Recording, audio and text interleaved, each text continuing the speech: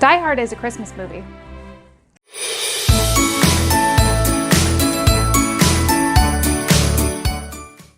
Okay, let me explain, okay? There's a Christmas sweatshirt. Now I have a machine gun. Ho, ho, ho. There's the underlying theme of family. There is a Grinch. And it's around Christmas time.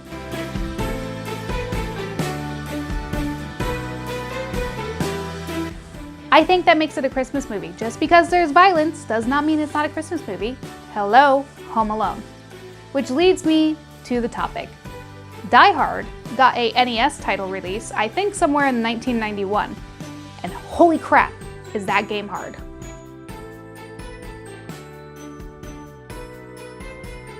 This game does not give a crap who you are, no mercy. At the beginning of the game, you start like on the 32nd floor, I think, and immediately the first bad guy you run to is just like pop, pop, pop, pop, pop. You're dead. That's it, game over. There's two options, beginner and advanced. I chose beginner and I still got my ass beat. This game is unreal. I died so many times. If I have to hear that game over music one more time, I'm gonna lose my mind. By the time I knew what was going on, I already had like most of my health gone. You have to learn the layout. There's not a lot of guidelines in terms of where to go. It's kind of ridiculous. I kind of watched a couple of reviews after I was having trouble with the game, and it seems like that's kind of the consensus that people come to, is just, it's not fun because of just how ridiculous the bad guys are. Now, don't get me wrong, I like NES Hard. I like learning the levels. I like having to do it over and over again. This felt a little ridiculous compared to some other titles that I've played. So right off the bat, you start off on level 32, I believe, and you walk around and you're kind of trying to figure out where to go. The game does follow the same storyline as like the movie, where, you know, there's bad guys pretending to be terrorists. You have to rescue all the hostages on floor 30, and they're trying to break into the vault. When you hit your start screen, you'll see that you have your ammo, what gun you have, how much of the extra stuff that you can find. You also have a health meter for your feet alone, just like in the movie, and that's kind of the part I thought was pretty cool.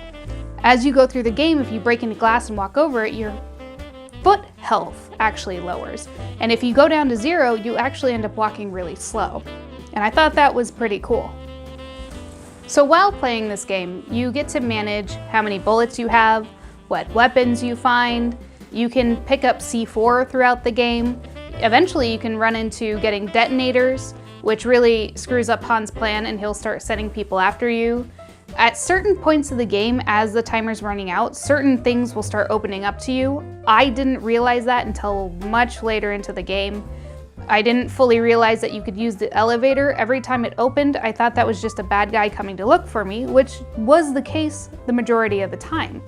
However, when you go into the elevator, the floor 30 does become an option at some point, but you can't use it until a certain point in the game, and I didn't understand that as well. Going through the vent systems was a little confusing because there's multiple places you can get out. And I honestly muddled my way through the game as I was playing because I didn't know what I was doing or where I was going or basically what my objective was. I mean, the premise of the game is save the hostages, but it doesn't really tell you where to go from point A to point B. And that's okay. That's kind of the great thing about Discovery. I mean, this game, if you know everything about it, I think you can beat it in about like 27 minutes. Look, don't judge me. I had to turn on the cheats to get through the stupid game. I needed to know how the game ended because once you started kind of progressing through the game, that's when it actually got good. But it's so hard to get past all of these freaking bad guys that you can't even enjoy the game. But as you progress through the game, you do the radio scene, you can wrap your feet, you can find the different rooms, different goons have different things. You can find the detonator, you can climb through vents. This game it could have been so much more than it was. And that's the really unfortunate part. Now, I enjoyed the playthrough once I was able to get through it. And honestly, the playthrough where I get from the beginning to the end with the cheat codes, Honestly, that was a miracle, because not only do you have to get through the game to get to Hans, but there is a timer. And so if you do not get to Hans by a certain point, he will escape in the crowd. Holly will be in an ambulance, which I did get that ending at one point with how many times I tried to play this freaking game.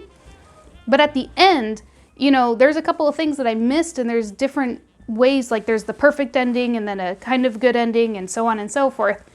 I don't actually know which ending I got. I don't know if it was like the perfect ending, but being a diehard fan and playing this game, if it wasn't for that insane difficulty, I think a lot of people would have enjoyed it.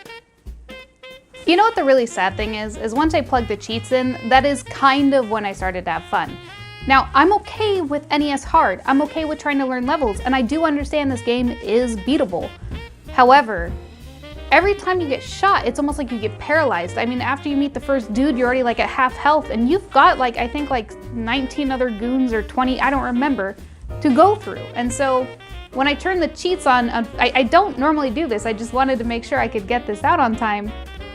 That is when I started to discover what I needed to do in the game. There's not a lot of direction, which I guess that's the beauty of retro gaming, and honestly, I would like to go back to this game and play it legitimately, because now that I know what to do, I think I have a better shot.